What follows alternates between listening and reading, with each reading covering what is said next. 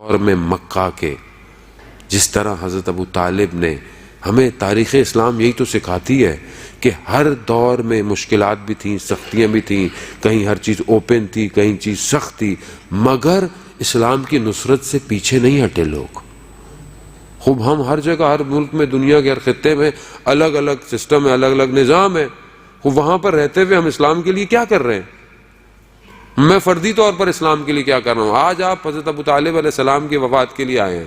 یہ وہ شخص ہے کہ جس نے اپنے وجود سے، اپنی جان سے، اپنی مال سے، جب سے رسول خدا ان کو سونپے گئے تھے اس وقت سے رسول خدا کی حفاظت کی ہے، رسول خدا کے پورے وجود کی حفاظت کی ہے، پورے وجود کی۔ ایسا نہیں کہ کسی ایک چیز کو بچایا ہو، نہ، پورے وجود کی رسول خدا کی حفاظت کی۔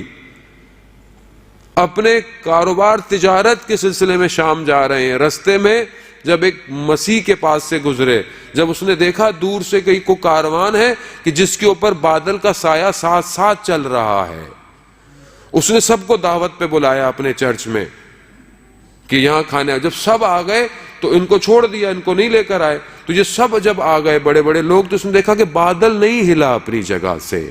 کہا کہ آپ کسی کو چھوڑ کر آئے ہیں کاروان میں؟ کہا ایک بچہ ہے، کہا اس کو بھی بلائیے۔ جب وہ آیا تو دیکھا، اور وہ بہت بڑا جو تھا وہ راہب تھا، اس نے نشانیاں کتابوں میں پڑھی ہوئی تھی۔ اس نے جب یہ چہرہ دیکھا نورانی تو وہ سمجھ گیا۔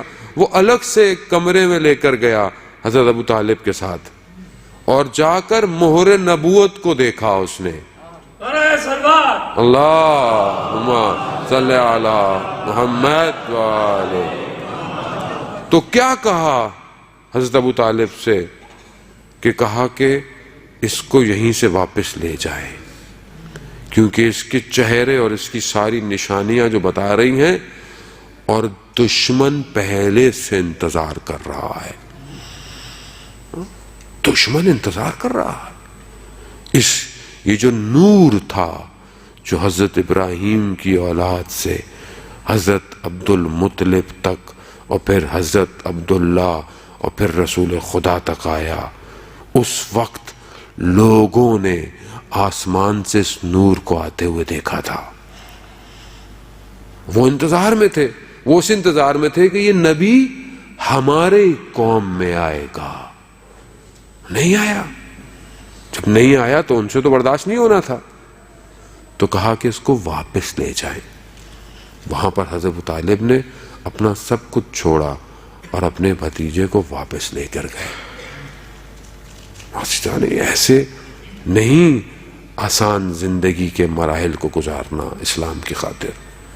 پورے وجود کی حفاظت کی۔ جب ان کے والد بزرگوار حضرت عبد المطلب نے یہ ڈیوٹی دی کہ یہ اب آپ کی ذمہ داری ہے اس کو بچانا، کم از کم 2 چیزیں تو لے کے اٹھے آج کی رات۔ ایک، کسی یتیم کی کفالت، ایک، اسلام کی نصرت کے لیے کوئی ایک کام۔ کم از کم آج کی رات یہ 2 چیزیں لے کے جائے۔ حضرت ابو طالب نے، خوب رسول خدا یتیم تھے، اور یتیم کے لیے کتنی حدیثیں آئی ہیں ہمارے معاشرے میں، ہمارے پاس کتنے یتیموں کی ہم کفالت کرتے ہیں۔